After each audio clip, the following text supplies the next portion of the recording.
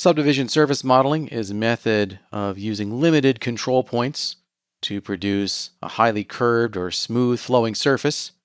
We can achieve similar results on raw polygon meshes using soft selection, which gives us a region of influence around selected subobjects.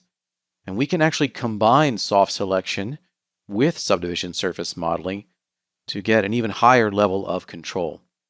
I've got a version of the task chair seat cushion here. Let's activate the modeling ribbon if it's not already visible. Click Show Ribbon. And we want to be in Modify mode. So click Modify mode. And we're now at the level of the open subdiv. We need to be at the level of the Editable Poly. So go down the stack by clicking Previous Modifier until you see Editable Poly. And it's now selected in the Modify panel. I'll orbit with Alt and middle mouse button. And currently I have Show End Result turned off. I could turn that on here, Show End Result, see it after it's been subdivided. But for the purposes of this demonstration, let's turn that back off again. I want to be able to see inside that model temporarily. Let's go into a subobject mode. Let's choose Vertex subobject. And if we select a point, we'll be able to transform that in the usual way, but we're only moving that one point. I'll undo that with Control Z. Turn on soft selection and we'll have a region of influence around that point. We can enable soft selection from the modeling ribbon. Click on this button in the polygon modeling panel, and it launches a little floating window here. And soft selection is enabled. I can tell that it's enabled because the vertices have all changed color. It's kind of a heat map. The warmer colors, or the colors closer to red, will have greater influence when we do a transformation. So let's reduce the falloff first up. And that can be done in numerous ways. The simplest way is actually from the old school Modify panel. If we scroll down, we've got the soft selection rollout here. And we can change the falloff amount by just clicking and dragging on this spinner. And as I do that, you see the colors change here. Let's get in closer with Control Alt and middle mouse. With a low falloff distance, the region of influence is smaller, and the number of warm colored vertices is fewer. And you'll also notice as I change the fall-off distance, the Move gizmo shifts around on the object. It's going to move to the average position of all of the soft selected subobjects. And that's kind of annoyance. It really would actually be better if the transform gizmo would stick to the hard selected subobjects, but currently that's not an option. Once I've set that fall-off amount, then I can transform. And we can see how that's affecting the nearby vertices in addition to the selected vertex. I'll undo that with Control Z. We can also change the falloff and other parameters from this floating window over here. To change the falloff interactively, we can click on the little pencil icon. That's the Edit button. And we get a cursor that looks like concentric circles.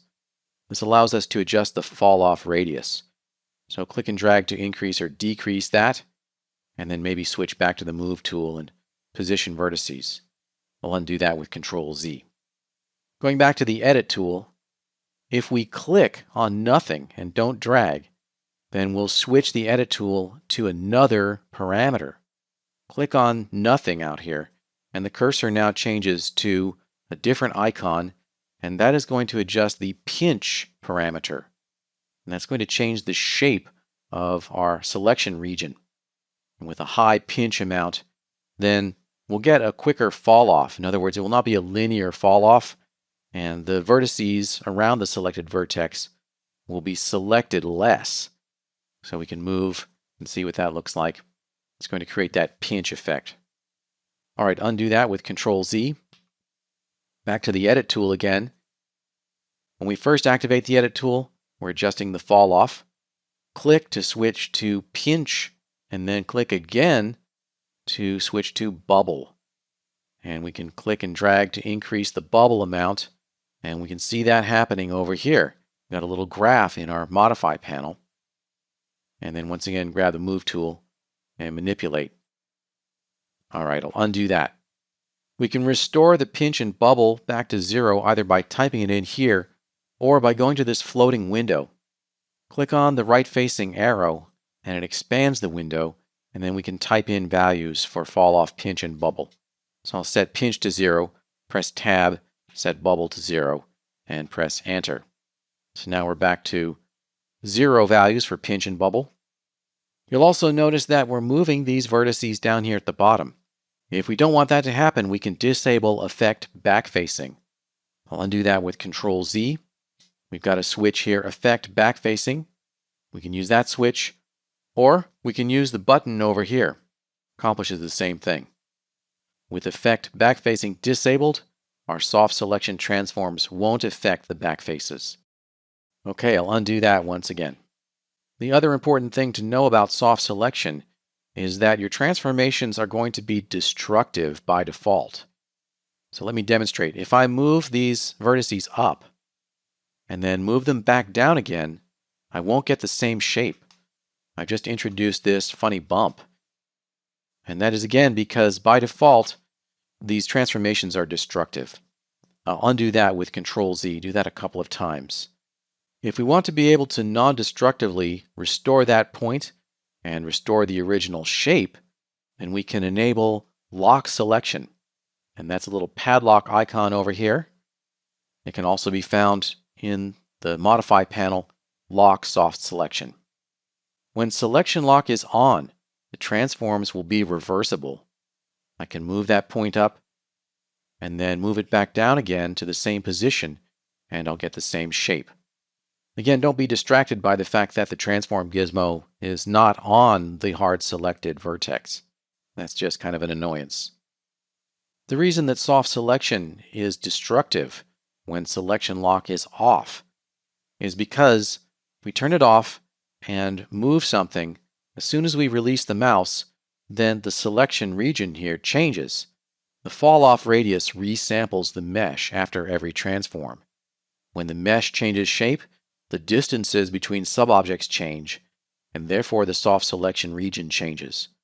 But when you lock the selection, that selection will not change, even if the shape of the model changes. Okay, I'll undo that with Control Z. Now that we understand how soft selection works, we can enable Show End Result and see the results after we manipulate that single vertex there. And we can just create a little depression there in the chair by moving it down in the Z-axis. Maybe go to another nearby vertex and repeat that process. We can see the end result. And it's helpful too that we're using symmetry because we don't see a control cage superimposed over this half of the model. We can use the positive X side of the model to control the shape and observe the results in the negative X side of the model. That's how to use soft selection to manipulate sub-objects to produce smooth, flowing surfaces.